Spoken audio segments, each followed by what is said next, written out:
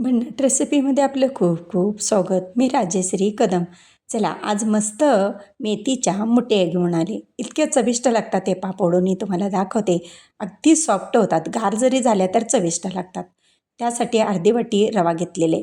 चमच्याने मोजले तर 4 चमचे होतात. एक मुठभर मेथी घेतलेली आहे. अगदी रेसिपी आजची सोपी आहे. अर्धी वाटी पाणी चवीपुरतं मीठ घालूया आणि हा रवा घालून शिजवून घेऊ. जेवढा रवा आहे तितकंच पाणी घ्यायचं आहे.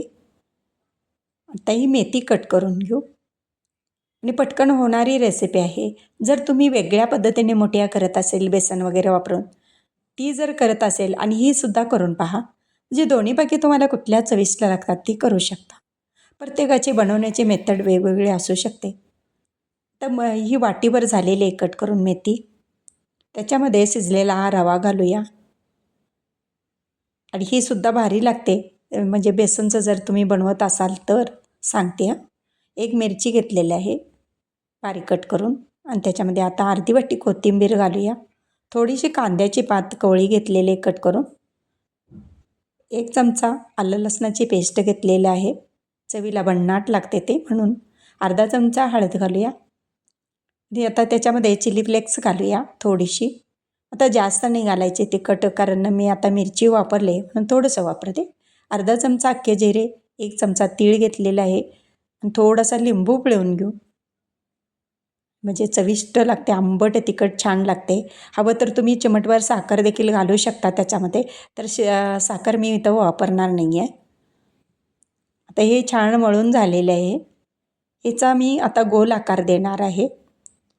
तर तुम्ही म्हणजे गोल आवडत असेल तर गोल द्या किंवा मुठीचा आकार देण्याचा मुठीचा द्या. मुठी म्हटल्यानंतर मुठीचाच आकार बरेच जणी देतात. तसंही करू शकता, असंही करू शकता. जसं तुम्हाला आवडतं त्याप्रमाणे. आता एक म्हणजे बनवून तयार झाले आहेत मुठी आपले, किंवा बॉल्स देखील म्हणू शकता तुम्ही. आता इडली पात्राला तेल लावूया आणि त्याच्यामध्ये हे मुठ्या ठेवून 15 मिनटं वाफवून घ्यायचे आहेत. कारण रवा आताच त्यामध्ये शिजलेला आहे आणि मेथी काय 12 महिने बाजारामध्ये भेटते. करून पहा एकदा. आता वरती झाकण ठेवून 15 मिनटं शिजवून घ्यायची. ह्याला 15 मिनटं झालेले आहेत. आता हे पहा अगदीच छान शिजलेले आहेत ते मऊसर. आणि आता हे तडका द्यायचा आहे पण त्याला पुन्हा एकदा. 1 चमचा तेल घालूया. अगदी पोह्याचा चमचा घेतलेला आहे. तीळ मोठा चमचा घेतलेला आहे आणि गॅस बंद करायचा, नाही तर तीळ चटचट ओढतात लगेच. आता हलकंसं टॉश करूया त्याला, म्हणजे तीळ सगळीकडे स्प्रेड होतं.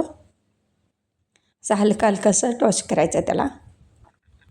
आता तीळ सगळीकडे स्प्रेड झालेले आहेत पहा मुठ्यांना.